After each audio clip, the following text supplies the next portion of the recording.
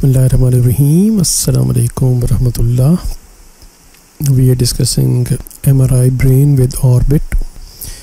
We can see there is asymmetry in position of both orbits in all these images, suggesting left eye proptosis. And we can also compare retroorbital fat and extraocular muscle with the contralateral left side.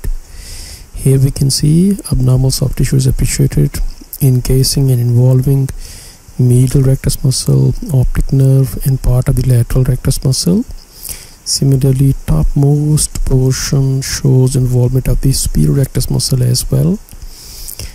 We can also see and compare cavernous sinus areas. Here we see there is extension of the disease into anterior and lateral portion of the left cavernous sinus, and inflammatory changes are noted involving adjacent left ethmoid hair cell on all these images. And we can see there is evidence of left maxillary sinusitis as well. Here we have left-sided DNS. We can see abnormal inflammatory changes are also appreciated around pterygoid muscles. We can compare this and fat planes around pterygoid muscle with the contralateral normal side. We can see there are sharp fat planes, and here we see stranding and irregularity and indistinct intervening fat planes around pterygoid muscles. Let's see sagittal images. Here we have normal eyeball, optic nerve, superior and inferior rectus muscles, and this is the area of the cavernous sinus. We can see this is cavernous portion of the right internal carotid artery. Now we are moving toward left side. Mild inflammatory changes are noted in sphenoid sinus, and here we see this is inflammatory process involving ethmoid hair cell.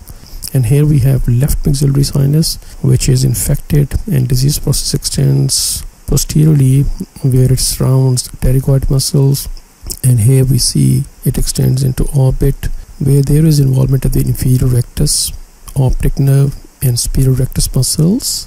Fat planes can be seen which are indistinct between these muscles and the optic nerve, and we cannot see clear boundary between the maxillary sinus and orbit. Here it extends posteriorly into orbital apex and along anterior portion of the cavernous sinus.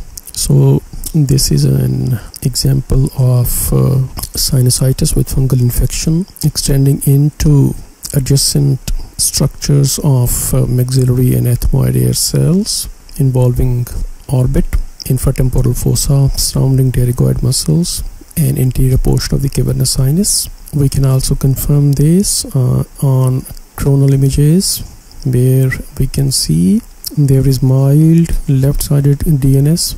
Maxillary sinus is inflamed, inferior and middle turbinates, and ethmoid hair cells anteriorly in maxillary sinus, and disease process extends into the left orbit. We can compare medial, inferior, and superior rectus muscle, and here disease extends and involves superior, medial, and inferior rectus muscles. We are going posteriorly. Here there is involvement of orbital apex. Compare both sides. Inflammatory changes in ethmoid hair cell on left side, and here this is cavernous sinus, interior portion of the cavernous sinus, which is involved on left side. Inflammatory changes are also appreciated in left accessory sphenoid hair cell. Here we have flare sequence. We can see inflammatory changes in left maxillary sinus.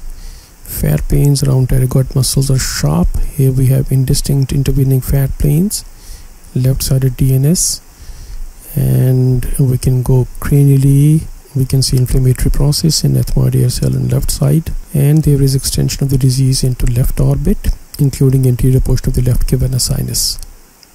Thank you very much. Assalamu alaikum warahmatullah.